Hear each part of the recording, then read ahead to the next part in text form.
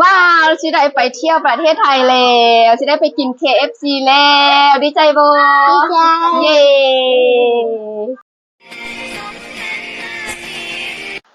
จะพักทายสบายดีสบายดี สบายดีและสวัสดีพ่อแม่พี่น้องโมสุขสุขคนเนาะยินดีต้อนรับเข้าสู่ช่องของครัวระดาเช่นเก่าเช่นเคยวันนี้มาพบกับครัวและกะซองเศร้าเนาะทางนี้คือข้าวฝรั่งทางนี้คือเศร้ากุมุขอยอแล้วทุกคนเศร้ากุมุทั้ง3คนเลยเนาะแนะนำซื้อก่อนผู้ใดจะแนะนำซื้อก่อนสบายดีน้องฟ้าใสซื้อป่าไส้เด้ออันนี้จักปีละลูก12 ปีป่าไส้อายุ12 ปีแต่เรียนอยู่ม.1แล้วเด้อทุกคน ตัวจริงนี่ฟ้าไส้คือฝรั่งคือลูกฝรั่งถ้าว่าเห็นตัวจริงนี้จะบ่คิดว่าเป็นลูกคนกึมมุหรือว่าลูกคนลาวนะคือฟ้าไส้น่ะผิวพรรณหน้าตานี่ผมคิ้วนี่ฝรั่งหมดเลยเนาะซื้อยังแนะนำตัวหน่อยสบายดีหลานชื่อลิงลิงร้านชื่อลิงลิงเด้อพอภาษาไทยเป็นบ่ว่าไม่ได้ถ้าเป็นภาษาไทยสวัสดีค่ะหนูชื่อลิงลิงสวัสดีค่ะหนูชื่อลิงลิงชื่อเข้าโรงเรียนหนูชื่ออะไรเอ่ยบัวคชื่อบัวคำแต่พ่อแม่เรียกว่าน้องโบโหมีชื่อเยอะจังแต่ว่าชื่อลิงลิงนี่เป็นชื่อของป้าออตั้งให้เนาะแล้วก็บ่มีผู้ใดเอิ้นชื่อลิงลิงมีแต่ครูออเอิ้นชื่อลิงลิงเนาะทุกคนคือครูออดีใจแล้วก็ตื่นเต้นแล้วก็รู้สึกซาบซึ้งประทับใจที่ผู้ใหญ่ใจบุญทั้งฝั่งไทย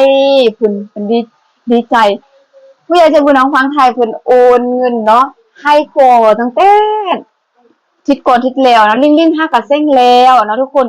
ลิงๆ5กะเซ้งแล้วก่อนสิได้มาหาครูออโอ้บ่แม่นง่ายทุกคนมื้อนี้ฝากมานำรถโดยสารอยู่บ้านเขาเจ้าไปตั้งกล้วยมันน่ะตั้งแต่เช้าจนฮอด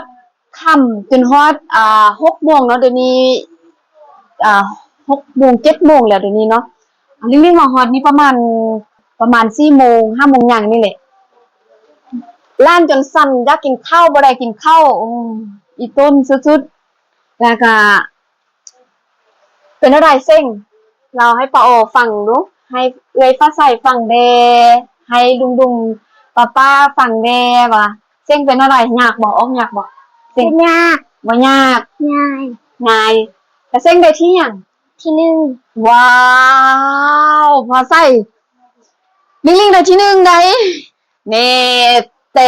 ฟ้าใสก็จะต้องได้ที่1คือกันเนาะเพราะฟ้าใสก็เรียนเก่งคือกันเนาะฟ้าใสก็เรียนเก่งเนาะแต่ว่าฟ้าใสยังบ่เซ็งเทื่อเนาะฉะนั้นเฮายังบ่ฮู้ว่าฟ้าใสสิได้ที่เท่าใดเนาะน้องฟ้าใสก็เรียนเก่งแต่ลิงๆเข้าฮ้องหยังลูกห้องป.2ลิงๆเข้าป.2อยู่แต่ว่าเซ็งแล้วเนาะได้อันดับที่1ป้าโอนเงินไปให้เรียบร้อยแล้วเนาะเป็นของขวัญเนาะเฮาสิไปหยังมาหาป้านี่แล้วอย่าให้ป้าพาไปหยังไปเที่ยวไทยไผให้งบยังจื้ออยู่บ่คุณลุงที่ฝาก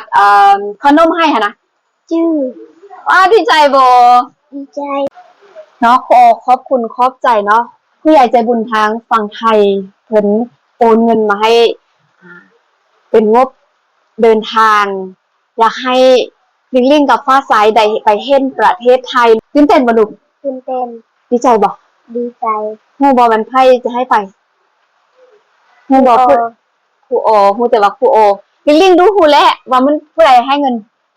ให้งบไปเที่ยวไปผู้ใหญ่ใจบุญยังจื้อบ่ผู้ใดฝากขนมมาให้คุณลุงเหรอยักล่มคุณลุงบ่ยักมื้อนั้นเนาะขอกลับบ้านยังยักล้มนำเนาะยักล่มนำว่าซั่นแล้วขอยังบ่ให้ล่มแล้วเพราะว่าอยู่บ้านบ่มีสัญญาณเนาะบ่ค่อยมีสัญญาณดีปานใดก็เลยยังบ่ให้ลิงล่มลิงมาอยู่นำครูออยู่เฮียนเนาะถ้ามีสัญญาณเดี๋ยวครูอจะให้ลิงล่มนำครู คุณลุงที่ฝากขนมแล้วก็ให้งบไปเที่ยวเมืองไทยในทริปนี้เนาะเราจะไปฝากทุกคนเนาะเป็นกำลังใจให้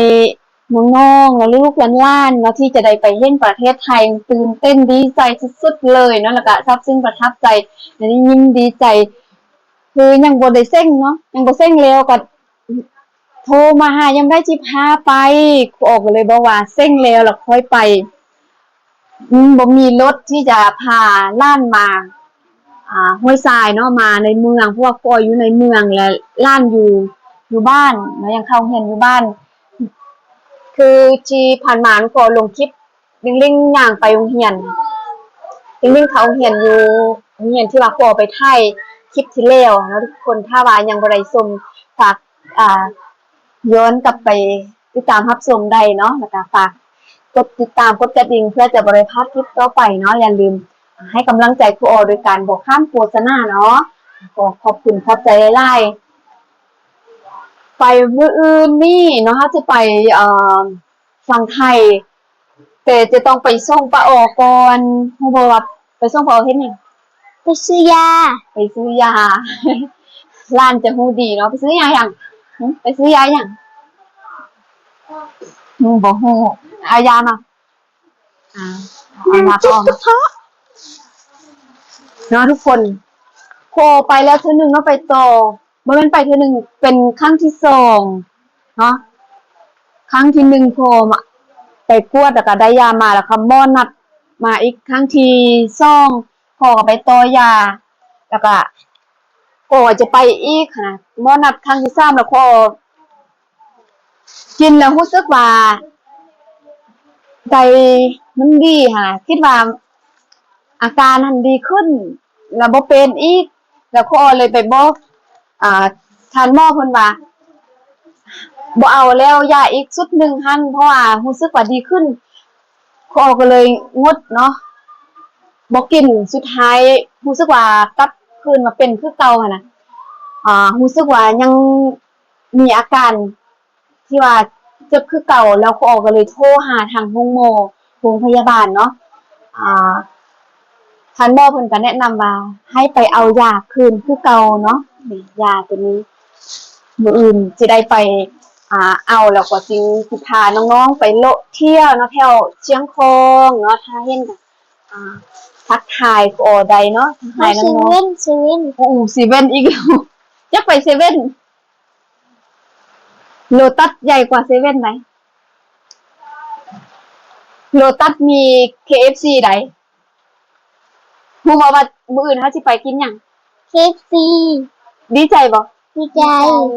ภาษาฮู้บ่ KFC แม่นหยังบ่ฮู้บ่ฮู้มีเรื่องฮู้บ่บ่ฮู้บ่ฮู้เซอร์ไพรส์เนาะมื้ออื่นเฮาค่อยไปเห็นกับตาเห็นตัวจริงว่า KFC เป็นแนวใดเนาะแล้วมื้อนั้นโทรหาลิงยังฮู้ว่าแม่นหยังยังบ่ฮู้ซ้ำแม่นหยัง KFC แล้วก็อีกอย่างหนึงลิงบอกมื้อนั้นหั่น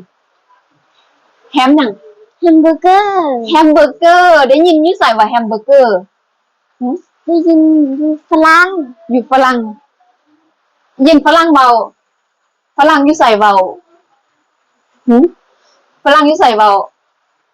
เบิ่งในคลิปแล้วฝรั่งเว้าฝรั่งหรือคนไทยจื้อบ่คนไทยอ๋อเบิ่งคลิปนี้คนไทยเว้าว่าแฮมเบอร์เกอร์ก็เลยจื้อฮู้บ่ที่จริงแฮมเบอร์เกอร์เนาะผู้ออกก็บ่เคยกินจักเทื่อ KFC นี่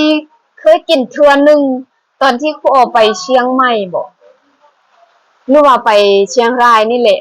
ผู้ก็ลืมแล้วมันดนแล้วเนาะเคยกินเทื่อนึงเนาะ KFC ไปน้ำหมู่น้ำเพื่อนเนาะเพื่อนก็เลยพาไปกินอยู่ห้างโคกับครั้งแรกในชีวิตเลยที่ได้กินเนาะรู้สึกว่าแซ่บเนาะแล้วก็เดี๋ยวจะพาล้านๆไปลองไปกินเบิ่ง KFC เป็นแนวใดแล้วก็สิลอง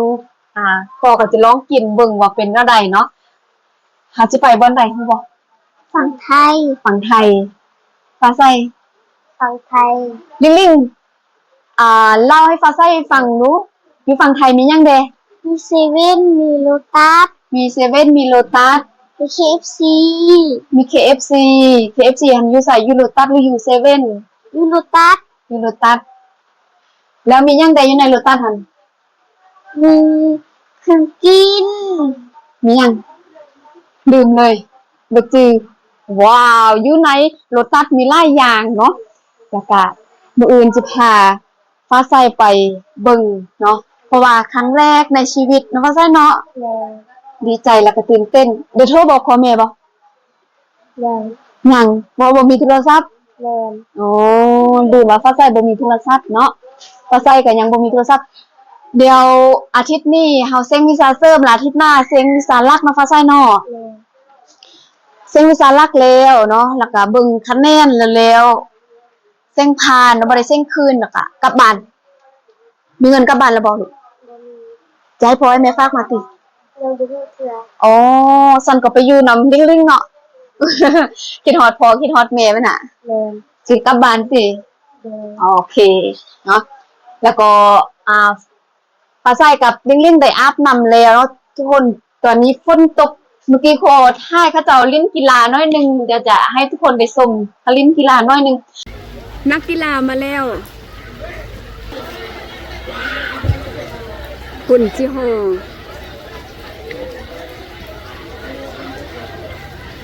แสดงมาเมียนเฮาได้เลยเขาดีใจสำนั้นคุณได้เท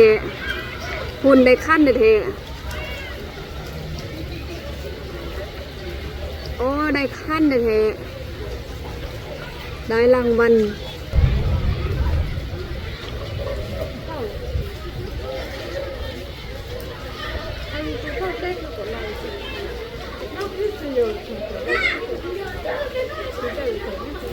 อันนี้ก็ยังเตะอยู่นี่อยู่ในนั่งเฝ้าโกนอยู่นี่เอ้าผู้ชายในแซม แม่น สนะกับเงียนใด โรงเรียนประเขาเหนือ ผู้ชายได้แซมผู้หญิงได้แข้งที่ซ้ำ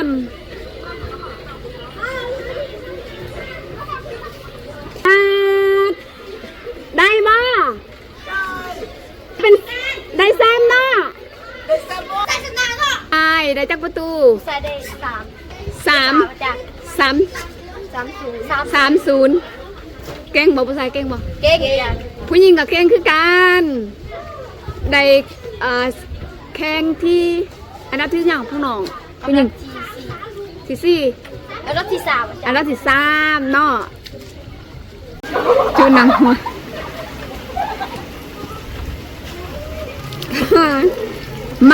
มักเล่นน้ำฝนแท้ๆเลยนั่นหันคุณอาบน้ำแล้วก็นุ่งชุดนอนแล้วก็มันเล่นน้ำฝนอีก มักกระแทนเตะบานหัน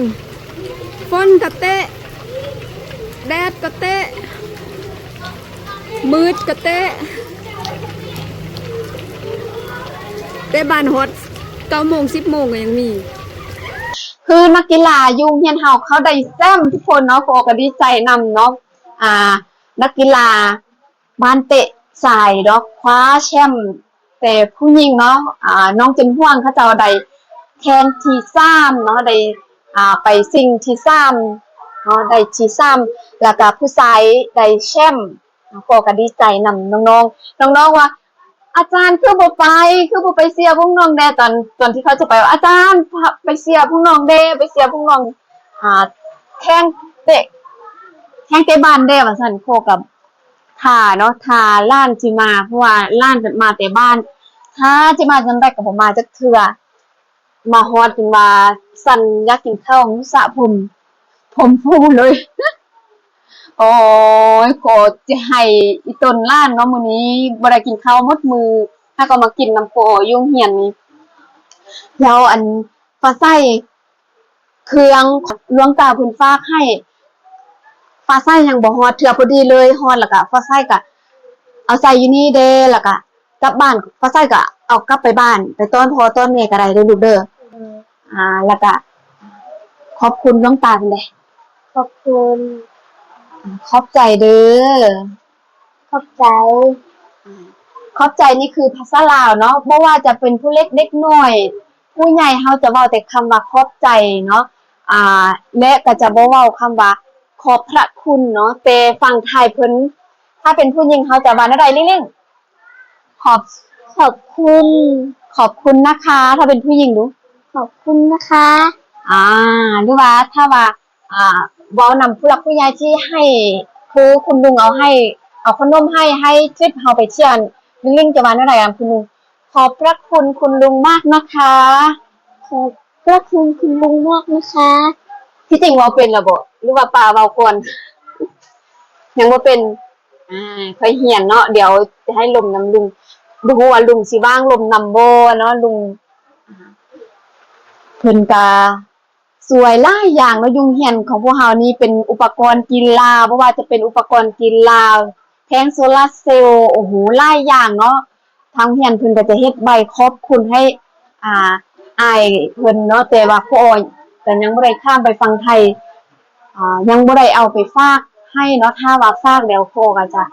ถ้าเฮ็ดคลิปใดพ่อก็จะเฮ็ดคลิปเนาะลงให้ทุกคนได้ชมนํกันก็เครื่องที่ว่าหลวงตาฝากให้ฟ้าใส้มาซ่ากันย้อนว่าทางมันที่ว่าเครื่องมาฮอดมันลำบากเนาะแบบมาฮอดฟังไทยแล้วก็ต้องเล่นฮอดฟังลาวแล้วจึงมาฮอดบอนเฮาอยู่มันก็เลยช้าเนาะหลวงตาฝากเงินให้ฟ้าใส้เทเลเนาะฟ้าใส้เนาะฟ้าใส้ได้รับมื้อนั้นเลยเนาะสำหรับคลิปนี้เนาะฝากทุกคนกดติดตามเนาะกดกระดิ่งแจ้งเตือนเพื่อจะบ่ได้พลาดคลิปต่อไปฝากไลค์กดแชร์คอมเมนต์ว่าเบิ่งอยู่ไสจังหวัดใดอากาศเป็นแนวใดแดเนาะฝนตกบ่อยู่นี่ฝนตกหยังบ่หยุดเทื่อทุกคนเนาะเดี๋ยวเฮาสิไปเที่ยวประเทศไทยแต่บ่ฮู้ว่าสิไปบ่อนใดเนาะฝากทุกคนเป็นกำลังใจให้ลูกๆหลานๆของครูอ๋อแดเนาะโอเคเฮาสิต้องกล่าวคำว่าสบายดี พบกันคลิปหน้าบ๊ายบายเดี๋ยว